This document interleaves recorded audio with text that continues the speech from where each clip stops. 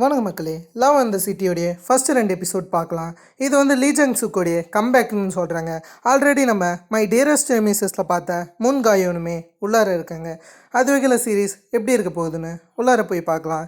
சீரீஸோடைய ஆரம்பத்திலே நம்ம ஹான்ஜி அவங்க காமிக்கிறாங்க. இவர் 9 வருஷமாக ஒரு லா ஃபார்மில் ஒர்க் பண்ணியிருக்காரு. இந்த ஸ்டோரி முழுக்கவே சியோச்சடாங்கில் தான் நடக்கும். சியோச்சடாங்கில் இருக்கக்கூடிய ஒரு லா ஃபார்மில் தான் ஹீரோ வேலை செய்கிறாரு. ஹீரோ லிஃப்ட்டில் போகும்போது பக்கத்தில் ஹீரோவுக்கு ஒருத்தர் பில்டப் பண்ணுறாரு. இன்றைக்கி மீட்டிங் இருக்கான், அதெல்லாம் பற்றி பக்கத்தில் இருக்கிற சங்வானன்னு கூடிய ஒரு ஆள் சொல்லின்னு இருக்காரு. இவருமே கதையில் முக்கியமானவர். இவர் தான் இந்த கதையிலே ரொம்ப ஃபன்னான கேரக்டர்னு சொல்லலாம். ஆனால் இவர் யாரும் மதிக்கிறது கிடையாது. ஹீரோ ரொம்ப பர்ஃபெக்டான லாயர். கடைசி 9 வருஷத்தில் இதை கற்றுக்கினாரு. அதுக்கப்புறம் வேறு ஃப்ளோரில் இருக்கிற சங்கின்னு ஒரு லாயரை காமிக்கிறாங்க. அவர் வந்து இந்தமாரி டாங்னு கூடிய ஒரு லாயரோட பேசின்னு இருக்காரு. அதாவது இந்த சங்கின்றவர் ஏகப்பட்ட ட்ரேடிங் ப்ராஃபிட்டெல்லாம் எடுக்கிறவர். அதெல்லாம் அதை பற்றி தான் டாங் எத்தனாச்சு ப்ராஃபிட் கிடச்சி தானே விசாரிக்க ப்ராஃபிட் அடிக்க போகிறேன்னு சங்கியும் பேசின்னு இருக்காரு. இவங்க பேசினும் போது அந்த இடத்துக்கு தான் சாங்வான் வராரு. ஹீரோ தான் லிஃப்ட்டை விட்டு அமுச்சிட்டாரு. சரி இவங்க கூட லிஃப்ட்டில் வரலான்னு இருக்காரு. அந்த இடத்துல வேணும்னே சங்கி வந்து டாங் அதுக்கு எடுத்ததா இவருடைய ஃப்ளோரை மட்டும் அமுக்க, அந்த இடத்துல சியாங்வான் என்னுடைய ஃப்ளோரையும் அமுக்குடா, நானும் இங்கே இருக்கலன்ற மாதிரி சொல்ல, உன்னாலே அவனும் இங்கே மனுஷனாவே கண்டுக்கிறது கிடையாதுன்னு சொல்ல சியாங்வானுக்கு ஒரே அசிங்கமாயிடுச்சு. சரி நான் அந்த லிஃப்ட் ஃப்ளோரை கொடுத்துட்டு இவங்க பேசின்னு இருக்க. டாங் புக் வந்து கொஞ்சம் நார்மலாக தான் பேசுகிறாரு, இன்டர்வியூட்டான கேரக்டராக இருப்பார் என்னமோ. சரின்னு சங்வானும் அவருடைய ஃப்ளோர் வந்தவொடனே வெளியே போகிறதுக்கு முன்னாடி ஆட்கள் கிட்ட எச்சரிக்கையாக சொல்லி தான் போகிறாரு. மீட்டிங் இருக்குப்பா, மறந்துடாதீங்க, எல்லோரும் லஞ்சுக்கு கரெக்டாக வந்துருங்கன்ற மாரி இவர் சொல்லின்னு இருக்கேன். அதெல்லாம் வருவோண்டான்ற மாரி டக்குன்னு இந்த மாரி பட்டன் அமைக்கிறாரு. எவனும் மதிக்கிறதே கிடையாது சங்வானை. சரி இந்த பக்கம்லாம் இருக்கும்போது ஹீரோ அப்படியே நடந்து வந்துன்னு இருப்பார். நடந்து வரும்போது பக்கத்துலேயே ஒரு ஜூனியர் லாயர் கிரிமினல் கேஸை சம்மந்தப்பட்ட ஒரு டிவி ஷோவை பார்ப்பார். அதை பார்த்தோன்னே ஹீரோ கொஞ்சம் சிரிக்க ஆரம்பிக்கிறாரு. ஏன்னா ஹீரோடைய ஆப்பனண்ட்டாக இந்த லாயர் தான் இருக்க போகிறாரு. அப்படியே இந்த ஸ்டோரி இதுலேருந்து கடந்து வர்றது மட்டும் இல்லாமல் ஹீரோடைய ஃபஸ்ட் இயரை காமிக்கிறாங்க. ஃபஸ்ட் இயரில் ஹீரோ வந்து ஒரு சப்பியான சாக்லேட் பாயாடாக இருக்கார். இப்போ பார்க்க கொஞ்சம் ரக்கடாக இருக்கலாம், ஆனால் ஃபஸ்ட் இயர்லாம் ரொம்ப மோசம்பான்ற மாதிரி தான். அதுக்கப்புறம் செகண்ட் இயர் போகுது, தேர்ட் இயர் போகுது, 8th இயர் போகுது, அதுக்கப்புறம் 9th இயர். அதாவது ஹீரோ இப்போதைக்கு 9வது வருஷத்தில் இருக்கார். அதை நமக்கு காமிக்கிறாங்க. இப்போது ஹீரோ அவருடைய கேஸை வாதாடுறதுல இருக்கார். ஜூனியர் லாயரை தான் பார்த்துன்னு இருக்காரு.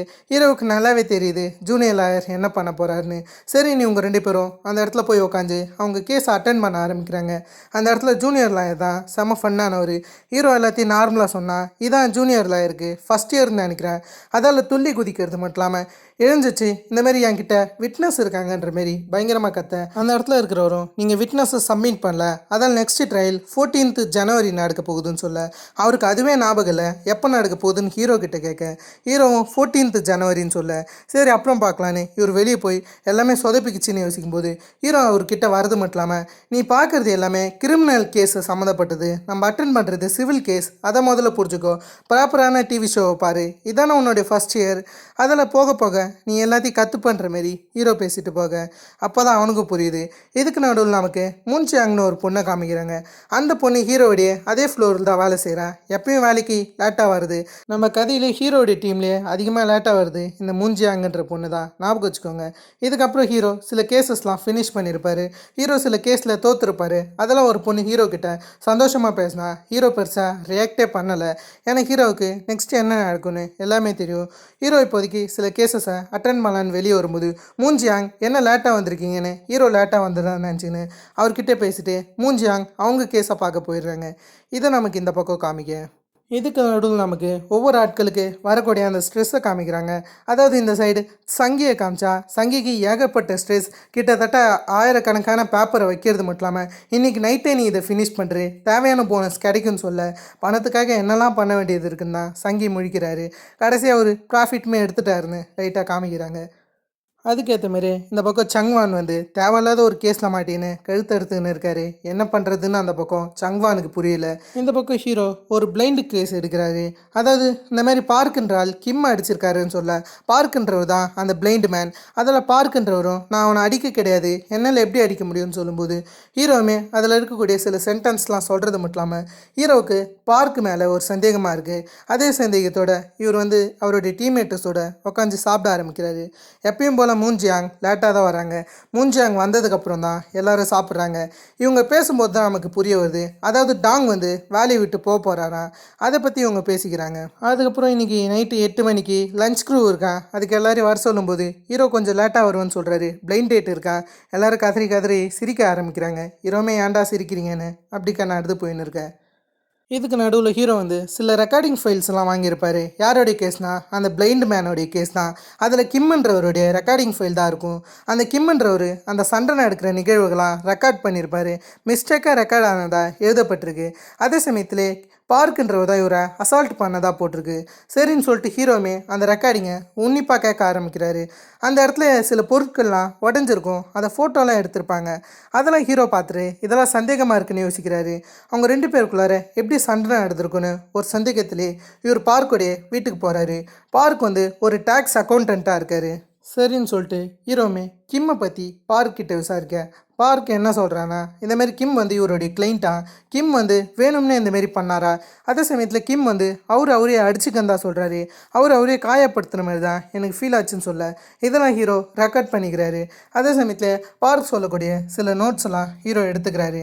அந்த ரூம் முழுக்கவே ஹீரோ சுற்றி பார்க்குறாரு. பாத்ரூமை கூட விடலாம், யோசிச்சு பாருங்கள். இந்த சைட் டீம்மேட்டர்ஸ்லாம் காமிச்சா ஹீரோவை பற்றி தான் பேசின்னு போகிறாங்க. பிளைண்ட் டேட் சக்ஸஸ் ஆகுமான்ற மாரி அவன்லாம் பெட் கட்டுறானுங்க. ஹீரோடைய பிளைண்ட் டேட் சக்ஸஸ் ஆகும், சக்ஸஸே ஆகாதுன்னு சொல்லிட்டு சக்ஸஸே ஆகாதுன்னு தான் அதுக்கு பெட்டு வந்திருக்கு. ஹீரோ கொஞ்சம் லேட்டாக வருவான்னு சொல்லிட்டு தான் திரும்ப ரிப்ளை அமைச்சிருக்காரு. ஹீரோ அந்த பிளைண்ட் டேட்டில் அந்த பொண்ணுக்கிட்ட பேசிட்டாரு. அந்த பொண்ணுமே அப்புறம் பார்க்கலான்ற மாரி சொல்லிவிட்டு அந்த இடத்த விட்டு போக ஹீரோவுக்கு அந்த பொண்ணு பிடிக்கலன்னொடனே அந்த பொண்ணுடைய நம்பரை ஸ்ட்ரெயிட்டாக பிளாக் பண்ணிடுறாரு. பிளாக் பண்ணிவிட்டு ஸ்ட்ரெயிட்டாக இவருடைய அந்த நைட் டின்னர் மீட்டிங்க்கு வராரு. நம்ம ஹீரோ 8:03 மணிக்கு வராரு. கரெக்டாக எப்பயும் டைமை மிஸ் பண்ண மாட்டேன்னு லைட்டாக ரெஃபரன்ஸ் பண்ணுறாரு.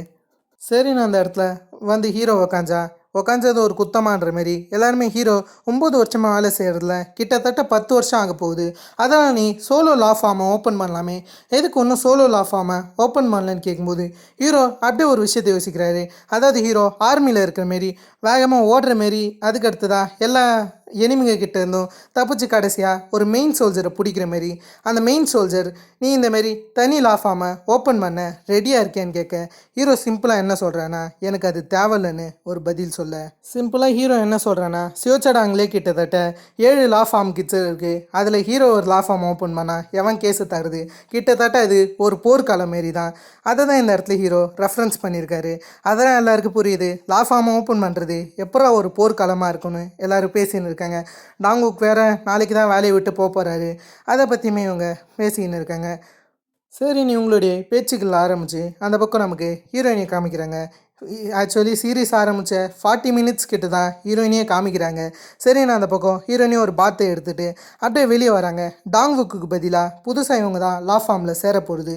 இவங்க சேர்றத தூரத்துலேருந்து ஒரு லேடி ஒரு மாதிரி பார்த்துன்னு இருக்காங்க. யார் இந்த சஸ்பிஷியஸ் லேடின்னு தெரியல. இந்த பக்கம் ஹீரோயினுமே உள்ளார போய் சிஓன்னு ஒரு லேடியை பார்க்குறாங்க.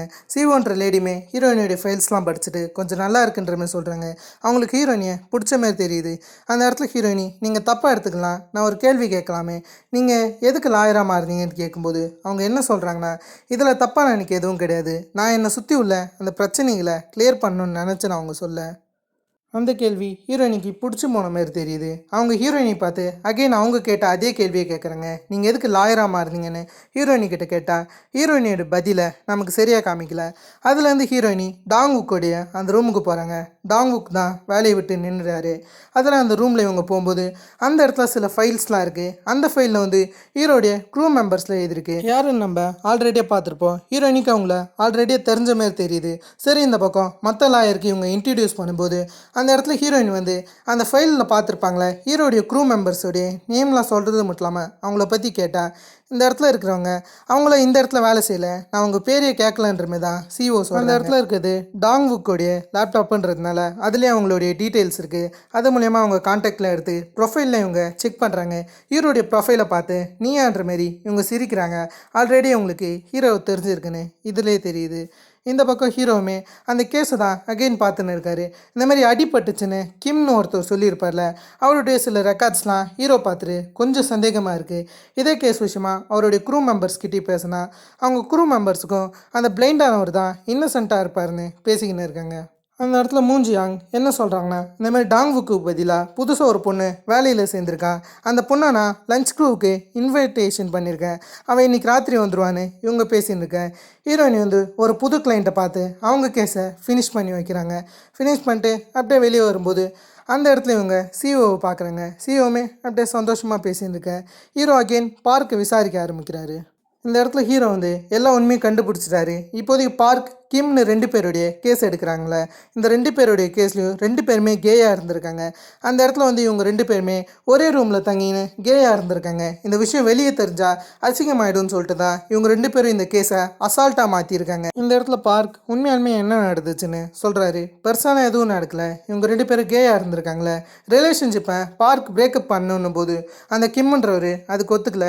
அதே சமயத்தில் பார்க் வந்து கிம் கிட்ட கொடுத்த சில விஷயங்களை கேட்கும்போது கிம் வந்து வேணும்னே அதை ஓவர் ரியாக்ட் பண்ணுறது மட்டும் இல்லாமல் அவரே அடிச்சுக்கிட்டு இருந்திருக்காரு. இதுதான் அந்த இடத்துல உண்மையாலுமே நடந்திருக்கு. சரின்னு சொல்லிட்டு கேஸுமே ஹியரிங்க்கு வருது.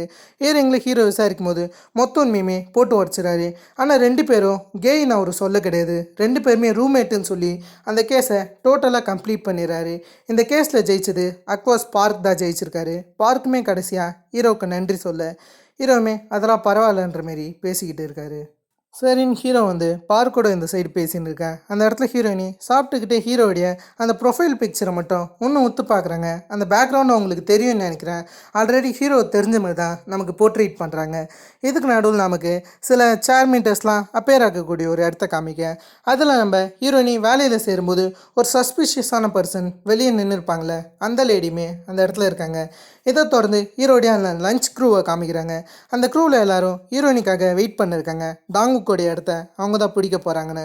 சரின்னு அந்த இடத்துக்கு ஹீரோயினி வர ஹீரோவும் ஹீரோயினி பார்த்து ஷாக்காக சரின்னு ஹீரோயினி வந்தோடனே ஹீரோவுக்கு கை கொடுக்குறாங்க. பார்த்து ரொம்ப நாள் ஆச்சுன்ற மாரி ஹீரோ கிட்ட கேஷுவலாக பேச ஹீரோவும் கை கொடுக்கறது மட்டும் இல்லாமல் நம்ம இதுக்கு முன்னாடி சந்திச்சிருக்கோமான்னு பேச அந்த இடத்துல இவங்களும் உங்கள் 2 பேருக்கும் ஒருத்தர் பற்றி ஒருத்தர் தெரியுமான்னு கேட்குறாங்க. அந்த இடத்துல ஹீரோயினியை உட்கார சொல்கிறாங்க. ஹீரோ இதுக்கு முன்னாடி ஹீரோயினியை சந்திச்சதே இல்லைன்னு சொல்கிறாரு. ஹீரோயினி சந்திச்சிருக்கோன்ற மாரி 2 பேருமே மாற்றி மாற்றி சண்டை போடுறாங்க. இருந்தாலும் ஹீரோயினி வந்து இவங்க 2 பேருமே ஹாங்காங்கில் பார்த்ததா சொல்ல அந்த இடத்துல இவங்களுமே நீ ஒரு வருஷத்துக்கு முன்னாடி ஹாங்காங்கு போனியே அப்பயான்னு கேட்கும்போது அந்த இடத்துல ஹீரோ அப்போ நான் ஒன்றும் இவங்கள பார்க்கலன்னும் போது நம்ம 10 வருஷத்துக்கு முன்னாடி பார்த்தோன்னு ஹீரோயினி சொல்ல அதை கேட்டு 10 வருஷத்துக்கு முன்னாடி நீ ஸ்கூலில் போனேன்னு சொன்னியே அப்பயே பார்த்தேன்னு ஷாங் கேட்க இருந்தாலும் ஹீரோ எதுக்கும் பதில் சொல்ல சங் மட்டும் பேசிக்கினே இருக்காரு. யாரும் சங்கு கண்டுக்கல. ஆனால் ஹீரோ நீ வந்து நம்ம திரும்ப பார்க்கலான்னு நீங்கள் சொன்னீங்களேன்ற மாரி ஹீரோ கிட்ட சொன்னான். ஹீரோ வந்து உங்களுக்கு கண்டிப்பாக அது தெரியுமா, நான் அப்படி உண்மையாலுமே சொன்னேன், அதுவும் உங்ககிட்ட நான் திரும்ப பார்க்கலான்னு சொன்னேனான்ற மாரி சண்டை போடும்போது மற்றவங்க தான் பேசி தீர்க்குறாங்க. இதுக்கு நடுவில் ஹியோங் மின்னு ஒரு லேடி வந்திருக்காங்க. அதாவது இவங்க பில்டிங்கில் தான் எல்லாருமே லா ஃபார்ம் வச்சுருக்காங்க. அது விஷயமா பேச ஒரு மீட்டிங்கை இந்த இடத்துல அரேஞ்ச் பண்ணியிருக்காங்க. எல்லாருமே எதுக்கு இங்கே மீட்டிங்க்கு வந்திருக்கோன்னு சொல்லிட்டு பேசிக்கிட்டு இருக்காங்க. அவங்க வந்து புதுசாக ஒரு விஷயத்த ஓப்பன் பண்ணுறதுக்காக தான் இந்த இடத்துல வந்திருக்காங்க. அதாவது இவங்க எல்லாருமே ஒரு லா ஃபார்ம் வச்சுருக்காங்களே, இந்த மொத்த லா ஃபார்மையுமே சேர்த்து ஒரு லா ஃபார்மாக மாற்றலான்னு இவங்க பிளான் பண்ணியிருக்காங்கன்னு நினைக்கிறேன். அதை பற்றி பேசுகிற விஷயமா தான் இந்த இடத்துல வந்திருக்கேன். கடைசியாக நம்ம டீம்மேட்டர்ஸ் மொத்த பேருமே பிரிஞ்சு போகிறாங்க. அடுத்த நாள் ஹீரோயினி லா ஃபார்மில் வரும்போது மூஞ்சியாங் கிட்ட சிரிச்சு பேசின்னு இருக்கேன். ஹீரோவுமே அதை தூரத்துலேருந்து நோட்டீஸ் பண்ணுறாரு. அந்த இடத்துக்கு மூஞ்சியாங் வரது மட்டும் இல்லாமல் ஹீரோயினி மேலே நீ எதுக்கு கோவமாக இருக்க, அவங்க நல்லா தானே பேசுகிறாங்கன்ற மாரி ஹீரோயினி பற்றி பாசிட்டிவாக பேச அதை பற்றி எனக்கு கவலை இல்லைன்னு ஹீரோ சொல்ல அந்த இடத்துல அவங்க உனக்காக காஃபி கொடுத்தாங்கன்னு இவங்க காஃபியை தர ஹீரோ வந்து எனக்கு இந்த காஃபி வேணான்னும் போது மூஞ்சியாங்க எடுத்துன்னு போயிடுறாங்க. கடைசி ஹீரோயினியும் ஹீரோவை பார்க்குறாங்க. ஹீரோவை பார்த்துட்டு பேசாமல் அந்த இடத்த விட்டு போக இந்த இடத்துல ஒரு கிளைண்ட் வந்து பயங்கரமாக கத்தின்னு இருக்காரு. அதாவது இவரை ஆங்கன்னக்கூடிய ஆள் வீட்டை விட்டு வெளியே போக சொல்லியிருக்காரு. இவர் அந்த வீட்டில் தங்கியிருக்காருன்னு நினைக்கிறேன். ஒருத்தர் இவருக்கு டிபாசிட் அமௌண்ட் தரணும், அதை அவர் தரலையா, அதில் ஒரு கடன் அடிக்கணும்னு கத்திட்டு போக அதை பற்றி ஹீரோயினி இங்கே இருக்கிறவர்கிட்ட விசாரிச்சுன்னு இருக்காங்க. இவருமே அந்த கேஸ் ஃபைலை பற்றி டீட்டெயிலிங்காக எக்ஸ்பிளைன் பண்ண அதை ஹீரோயினி புரிஞ்சுக்கின்னு எப்பயுமே அவங்க லஞ்ச் க்ரூவோட உட்காந்து சாப்பிடுவாங்களே அந்த இடத்துலையுமே இந்த கேஸ் ஃபைலை பற்றி சொன்னால் ஹீரோ அவங்க எது சொன்னாலும் ஹீரோயினிக்கு உடன்பாடாகவே சொல்லியிருக்கேன். ஹீரோயினுமே இதில் யார் மேலே தப்புனா அந்த ஆங் மேலே தான் தப்புன்னு இவங்க சொல்கிறாங்க. அவர் தான் அந்தமாரி பேசியிருக்கக்கூடாதுன்னு இவங்க சொல்ல அந்த இடத்துல தங்கியிருக்கிறவ மேலே எந்த தப்புமே கிடையாதுன்ற மாரி பேசின்னு இருக்கேன். அதுக்கப்புறம் ஹீரோயினி அந்த கேஸ் ஃபைலை பற்றியும் ஹீரோ கிட்ட கேட்குறாங்க. ஆக்சுவலி டாங்குக்கு இருக்கார்ல, அவர் வந்து எந்த கேள்வியாக இருந்தாலும் ஹீரோ கிட்ட தான் கேட்க சொல்லியிருப்பார். ஆக்சுவலி இந்த மாதிரி லாவை சம்மந்தப்பட்ட சில கேள்விகள் அதை ஹீரோ கிட்ட கேட்க ஆனால் ஹீரோ பதில் சொல்ல முடியாதுன்னு சொல்கிறாரு. அதே சமயத்தில் ரெஸ்டாரண்ட்டை பற்றி மூஞ்சி ஆங்கிட்டையும் அதுக்கப்புறம் அதுக்கப்புறம் ட்ரேடிங்கை பற்றி சங்கிக்கிட்டேயும் கேட்க சொல்லியிருக்காரா, அதை பற்றி இவங்க எக்ஸ்பிளைன் பண்ணியிருக்காங்க. அதுக்கு நடுவில் சியாங்வான் என்ன கேட்குறான்னா, என்னை பற்றி அவன் எதனாச்சும் போட்டிருந்தானான்னு போது அந்த இடத்துல ஹீரோயினுமே உங்களை பற்றி எதுவுமே எழுதலையேன்னும் போது அவருக்கு ஒரு மாதிரி ஆகிடுது. சரின்னு இவங்களும் நடந்து போகிறாங்க. அந்த இடத்துல மூஞ்சியாங் எப்பயும் போல் ஃபோனை மறந்து வச்சுட்டாங்க. அதில் ஃபோன் எடுக்கணும்னு அவங்க அந்த சைடாக போக லிஃப்ட்டில் எல்லாருமே வந்துன்னு இருப்பாங்க. அந்த சமயத்தில் மொத்த பேருமே போக கடைசியாக ஹீரோவும் ஹீரோயினி தான் இருப்பாங்க. அந்த இடத்துல ஹீரோயினி திரும்ப பேச வந்தா ஹீரோ பேச எதுவுமே கிடையாதுன்னு ஆனால் ஒன்றா ரூடிஷாவே பதில் சொல்லியிருக்கேன். ஹீரோயினிக்கு இவர் ஏன் இப்படி பேசுகிறாருன்னு புரியல. சரின்னு சொல்லிட்டு இவங்களும் அந்த இடத்துக்கு வராங்க. அப்புறம் இவங்க ஹீரோவுக்கு மெசேஜ் அனுப்புகிறாங்க. உண்மையாலுமே நீங்கள் என்கிட்ட நம்ம 2 பேர் திரும்ப பார்ப்போன்னு சொல்லலையான்ற மாரி ஹீரோக்கிட்ட மெசேஜ் அனுப்ப ஹீரோவுமே மேபி சொல்லியிருக்கலாம் பார்க்கலான்ற மாரி இந்த இடத்துல ஹீரோயினுக்கு சிம்பிளாக ஒரு பதில் அனுப்புகிறாரு. ஹீரோயினுக்கும் இவ எப்படிப்பட்டவன்ற மாரி யோசிச்சுன்னு இருக்காங்க. இந்த இடத்துல ஹீரோயினி அடிக்கடிக்கு ஹீரோ கிட்ட ஒரு கேஸை பற்றி சொல்லியிருப்பாங்களே. அந்த இடத்துல ஆங்கன்றவர் அந்த வீட்டுக்காரர்கிட்ட செமைய கத்தின்னு இருக்காரு பணத்தை தரணும்னு. உள்ளார இருக்கிற பேர் சியோக்குன்றது. இந்த சியோக்கை நோட்டீஸ் பண்ணிக்கோங்க. இந்த கேஸை பற்றி தான் இவங்க சொல்லி இருந்திருப்பாங்க. கடைசியில் பக்கத்து வீட்டுக்காரர் தான் இந்த இடத்துல அவர் கிடையாதுன்ற மாரி சொல்லி எப்படியும் அந்த ஆங்க அமுச்சு வைக்கிறாரு. ஆங்குக்கு எல்லாம் தெரிஞ்சாலும் சரின்னு அந்த இடத்த விட்டு ஆங் போகிறது மட்டும் இல்லாமல் ஹீரோ கிட்ட கேஸ் தராரு. அதை அந்தமாரி நம்ம சியோக்னு ஒருத்தரை பார்த்துருப்போம்ல. சியோக் ரொம்ப கஷ்டத்தில் தான் இருக்கார். ஆனால் கடனை கடைசி வரைக்கும் கட்டுற மாரியே தெரியல. அதில் அவரை வீட்டை விட்டு அனுப்பணும்னு சொல்லிட்டு தான் ஹீரோ கிட்டே ஒரு டீல் பேச ஹீரோவும் அதுக்கு ஒத்துக்கினார். அதே சமயத்தில் சியோக்கோடைய கேஸை ஹீரோயினி எடுத்துக்கிறாங்க. ஹீரோயினுமே சியோக்கு ஹீரோ ஸ்டைலில் எக்ஸ்பிளைன் பண்ணுறாங்க.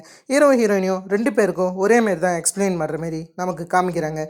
ரெண்டுமே எதிர் கேஸ் தான். அதை எப்படி ஹேண்டில் பண்ண போகிறாங்கன்னு போக போக பார்க்கலாம். அது மட்டும் இல்லாமல் இவருடைய கஷ்டங்கள்லாம் சியோக்கு சொல்லின்னு இருக்க சரின்னு ஹீரோயினுமே அந்த சில ஃபைல்லாம் எடுத்துக்கிறாங்க. அந்த ஃபைலை பற்றி ஹீரோ கிட்ட கேட்கலான்னு பார்த்தா ஹீரோ இது மொத்த தப்புமே சியோக்குன்ற மாரி சியோக் மேலே தப்பு சொல்கிறாரு. சியோக்கு எப்படி பணமே தராமல் அந்த வீட்டில் இருக்கலான்ற மாரி இவர் சண்டை போட ஹீரோயினி இந்தமாரி அப்பாவிங்களை கஷ்டப்படுத்தி இந்தமாரி வன்முறையெல்லாம் வெளியே அனுப்பக்கூடாதுன்னு சொல்ல. அது மட்டும் இல்லாமல் இவங்க ஸ்ட்ரெயிட்டாக இவங்களுடைய கிளைண்ட் சியோக்கை பார்க்கறது மட்டும் இல்லாமல் அவர்கிட்ட பேச ஆரம்பிக்கிறாங்க. என்ன ஆச்சுன்ற மாரி மொத்த டீட்டெயிலுமே விசாரிச்சுன்னு தான் இருக்குங்க. அந்த இடத்துல சியோக்குமே கொஞ்சம் பணத்துக்கு இந்த கேஸ் எடுத்துப்பீங்களான்ற மாரி இந்தமாதிரி லோ பட்ஜெட் கேஸாக இவர் கேட்க சரின்னு ஹீரோயினியும் இதை பற்றி சிஓ கிட்ட சொன்னால் சிஓ இது உன்னோட விருப்பம், நானும் இந்தமாரி கேஸில் எடுத்திருக்கேன், அதுக்கப்புறம் போக போக பிரச்சனை ஆகிடும் பார்த்து இருந்துக்கோன்னு ஹீரோயினிக்கு எச்சரிக்கை பண்ணுறாங்க. இந்த இடத்துல சில ஆட்கள்லாம் லா ஃபார்மை பார்க்க வந்திருப்பாங்க. அந்த இடத்துல சில ஆட்கள் எந்த இடத்துக்கு போகலான்னு பேசின்னு இருப்பாங்க. அதுக்கு நடுவில் எல்லாருமே 6க்கு மட்டும் போயிடவே கூடாதுன்னு சொல்கிறாங்க. ஏன்னா 6ல் லாவ் ஆஃபீஸ் இருக்கேன், அது ரொம்ப மோசமான இடம், அந்த இடத்துக்கு போனால் பெரிய உழைப்புன்னு எதுவும் இருக்காதுன்ற மாரி வேணும்னே நம்ம தலை மேலே முளக்கா அரைப்பாங்கன்னு பேசின்னு இருக்கேன். ஆக்சுவலி அந்த ஆஃபீஸில் தான் சங்கியுமே இருக்கார். சங்கியும் அந்த இடத்துல இருக்கேன். எல்லாருமே உள்ளார போய் இந்தமாரி அவங்க பில்டிங் நம்பரை அழுத்துறாங்க. ஆனால் இந்த பக்கம் சங்கி ஆறாமுக்கு அங்கே இருக்கிறவங்களுக்கும் ஐயோ இவர் முன்னாடியே இப்படி பேசணுன்ற மாரி ஆயிடுது. சரின்னு எல்லாரும் அவங்க இடத்துக்கு போகிறாங்க. இப்போ தான் நேற்று ராத்திரி என்ன நடந்துச்சுன்னு காமிக்கிறாங்க. அந்த இடத்துல ஹியோங்மின் அவங்க பிளானை பற்றி சொல்லியிருப்பாங்களே, அதை பற்றி எல்லாரும் ஷாக் ஆகுறாங்க. இந்த பிளானை இவங்க எக்ஸிக்யூட் பண்ணதுக்கு காரணமே லாவ் ஆஃபீஸ் மூலியமாக தான். ஆக்சுவலி லாவ் ஆஃபீஸுக்கு யாரும் போகிற மாதிரியே தெரியல. அதை லாவ் ஆஃபீஸுமே சேர்த்து இவங்க ஒரு மிகப்பெரிய ஃபார்மாக க்ரியேட் பண்ணலான்னு இருக்காங்க. ஆனால் எல்லாருமே இதுக்கு ஒரு லாபம் இருக்கணுமேன்னு சொல்லிட்டு அவங்க கிட்ட கேட்டால் அவங்க அந்த லா ஃபார்முக்கு இவங்க நேமை வைக்கிறதா சொல்கிறாங்க. இவங்க நேமை வச்சு அது லா ஃபார்மாக இருக்குன்ற மாரி அந்த ஃபார்முக்கான பேர்லாம் வச்சுட்டாங்க. அதுக்கப்புறம் உங்களை யாராலையும் இந்த பில்டிங்கை விட்டு போக முடியாது, நீங்கள் ரொம்ப நாள் இதே பில்டிங்லேயே இருப்பீங்க, அதான் என்னுடைய குறிக்கோள்னும் இவங்க பேசுகிறாங்க. என்னமோ ஒரு லட்சியத்தோடு தான் ஹியோங்மின் இப்படி பண்ணுறாங்க. இந்த இடத்துல சில ஆட்கள் ஒருத்தருடைய இடத்த சீல் பண்ணணும்னு வந்திருக்காங்க. என்னன்னு கேட்டிங்கன்னா சியோக்கு ஒருத்தர் டெபாசிட் அமௌண்ட் தரமாட்டேன்னு சொல்லியிருப்பார்ல, அவருடைய இடத்துல தான் இவங்க இருக்காங்க. அவர் பணக்காரராக இருக்காருன்னு நினைக்கிறேன். எல்லாருமே நோட்டீஸோடு வந்திருக்காங்க. ஹீரோயினுமே வந்திருக்காங்க. அந்த இடத்துல எல்லாத்தையுமே பார்த்தா நார்மலாக இருக்கிறமே தெரியுது. அதுக்கப்புறம் ஹீரோயினி எல்லாத்தையுமே கண்டுபிடிச்சி ஜுவல்ஸ்லாம் இவங்க கிட்ட அதிகமாக இருக்குது, சரி அவங்க பொருள் மொத்தத்தையுமே சீல் பண்ணிக்கிறாங்க சில ப்ராப்ளம்ஸ் விஷயமா. இதை பற்றிலாம் ஹீரோயினி யோசிச்சுக்கின்னு இருக்காங்க. எப்படியே ஹீரோயினி இந்த சில பிரச்சனைகளை முடிச்சுட்டு ஸ்ட்ரெயிட்டாக இவங்க லஞ்ச் க்ரூவுக்கு தான் வந்திருக்காங்க. அந்த இடத்துல இந்த கேஸ் விஷயமா சொல்கிறாங்க.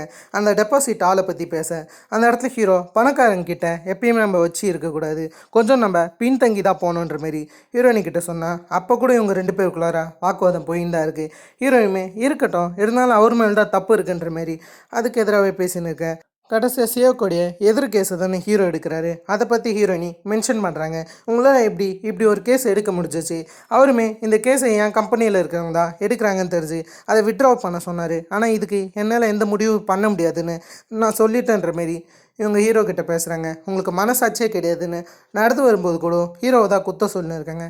ஏன்னா இந்தமாரி ஒரு வாடகை கட்ட முடியாத ஒரு ஏழையை எதுக்கு இப்படி பண்ணணுன்ற மாரி இவங்க சியோக்கு சப்போர்ட்டாக பேசின்னு இருக்கேன். சரின்னு இவங்களும் போயின்னு இருக்காங்க. அடுத்த நாள் ஹியரிங் ஆரம்பிச்சிடுது. சரி, இந்த பக்கம் இவங்க ஹியரிங் நடக்குது. அந்த இடத்துல சியோக்கு வந்து ஹீரோ தான் பயங்கரமாக திட்டுறாரு. மொத்த தப்புமே ஹீரோ மேலேன்னு சொல்ல, ஹீரோ இதேமாரி ஏகப்பட்ட திட்டுகள் வாங்கியிருப்பாரு. அதெல்லாம் அப்படியே தான் உட்காந்துருக்காரு. சரின்னு கடைசியாக ஹியரிங்குமே ஃபினிஷ் ஆகுது. இருந்தாலும் இப்போதைக்கு சியோக்கு ஹீரோ திட்டிருப்பார்ல, அதில் ஹீரோ கிட்ட அவர் மன்னிப்பு கேட்க ஹீரோமே பரவாயில்லன்ற மாரி போகும்போது இந்த இடத்துல ஹியோங் மீன் அடிக்கடிக்கு ஹீரோயினி மேலே கண் வச்சுன்னு இருக்காங்க. ஏன் தான் தெரியல. அதே சமயத்தில் ஹீரோயினி அவங்க வீட்டில் தூங்கின்னு இருக்கும்போது அந்த சமயத்தில் தான் இவங்களுக்கு ஒரு கோர்ட் ஆர்டர் வருது. அதை இவங்க பார்க்குறாங்க. அதாவது லீஸ்க்கு தங்கி இருக்கிறவங்கள வன்முறையாக வெளியே அனுப்பக்கூடாதுன்னு ஒரு ஆர்டர் வர, இதை பற்றி இவங்க அவங்க கிட்ட பேசுகிறாரு ஹீரோ. ஹீரோ வந்து எப்போனாச்சும் இந்த கேஸை நம்ம முடிக்க ட்ரை பண்ணலாம். இது கண்டிப்பாக ஜட்ஜுக்கு தெரிய வாய்ப்புகள் கிடையாது. அதனால் நம்ம கூடிய சீக்கிரம் இந்த கேஸை சிம்பிளாகவே கம்ப்ளீட் பண்ணிடலான்னு இவர் பேசின்னு இருக்காரு. அதேமாரி இவங்க எப்பயும் போல் லஞ்ச் க்ரூ அட்டன் பண்ணும்போது அந்த இடத்துல ஹீரோயினி அந்த கோர்ட் ஆர்டர் படிச்சிருக்கிற விஷயம் ஹீரோவுக்கு தெரிய வருது. அதை கேட்டு ஹீரோ கொஞ்சம் ஷாக் ஆகிறாரு. ஏன்னா இதால் சில பிரச்சனைகள் நடக்கணும். அடுத்த நாள் இந்தமாரி ஹியரிங் ஸ்டார்ட் ஆகுது. ஹியரிங் அப்போ ஹீரோயினி ஒரு டாக்குமெண்ட் ரெடி பண்ணி இந்தமாதிரி சியோக் கிட்ட தந்திருக்காங்க. நைட்டு தான் இவங்க சியோக்கடி வீட்டுக்கு போய் அந்த இடத்துல இருக்கிற ஒய்ஃப் கிட்ட இந்த டாக்குமெண்ட்டை தந்திருப்பாங்க. இந்த டாக்குமெண்ட் மூலியமாக எதனாச்சும் நடக்கும்னு சொல்லியிருப்பாங்க. அது வேறு எந்த டாக்குமெண்ட்டும் இல்லை, லீஸ்ட்டில் தங்கி இருக்கிறவங்கள வன்முறையாக வெளியே அனுப்பக்கூடாதுன்னு தான் அந்த மாதிரியான ஒரு டாக்குமெண்ட்டை சப்மிட் பண்ணி எப்படியோ சியோக் ஜெயிச்ச மாதிரி தெரியுது. கடைசியாக ஹீரோ கிட்ட எல்லாத்துக்குமே மன்னிப்பு கேட்குற மாரி காமிக்கிறாங்க. இந்த பக்கம் ஹீரோயினி அவங்க இடத்துல இருக்காங்க. இருக்கும்போது அந்த சமயத்தில் டாங்குக்கு எழுதின ஒரு ரிப்போர்ட்டை பார்க்குறாங்க. ஒரு இடத்துக்கு போனால் நிம்மதியாக இருக்கணும் டாங் எழுதியிருப்பார். சரின்னு சொல்லிட்டு அந்த இடத்துக்கு இவங்க போகிறாங்க. அதே இடத்துல தான் ஹீரோவும் ஓடின்னு இருப்பார். ஹீரோயினி ஹீரோவை பார்த்தாங்களான்னு தெரில, ஆனால் ஹீரோ ஹீரோயினியை நல்லாவே பார்க்குறாரு. அந்த சமயத்தில் ஹீரோ ஒன்று யோசிக்கிறாரு. அதாவது ஹீரோயினியும் ஹீரோவும் ஒரு இடத்துல கிஸ் கொடுத்துன்னு இருப்பாங்க. சம்திங் ஹாங்காங்னு நினைக்கிறேன். அதை பற்றி ஹீரோ யோசிச்சு பார்க்குறாரு. ஆக்சுவலி ஹீரோவுக்கு ஹீரோயினி ஞாபகம் இருக்குன்ற மாதிரி தான் இந்த ஷார்ட் மூலியமாக காமிக்கிறாங்க. எதுக்கு அவர் ஞாபகம் இல்லாத மாதிரி நடிக்கிறாரு, இவங்க 2 பேருக்குள்ளார அப்படி என்ன ரிலேஷன்ஷிப் இருக்குன்றத நம்ம வரப்போகிற எபிசோடில் பார்த்து தெரிஞ்சுக்கலாம். இதே மாதிரி நான் உங்களை வேற ஒரு தன்னால் அவசரமான வழியில் சந்திக்கிறதுக்கும் ஹேவ் ஃபன் கைஸ். வரட்டேன்.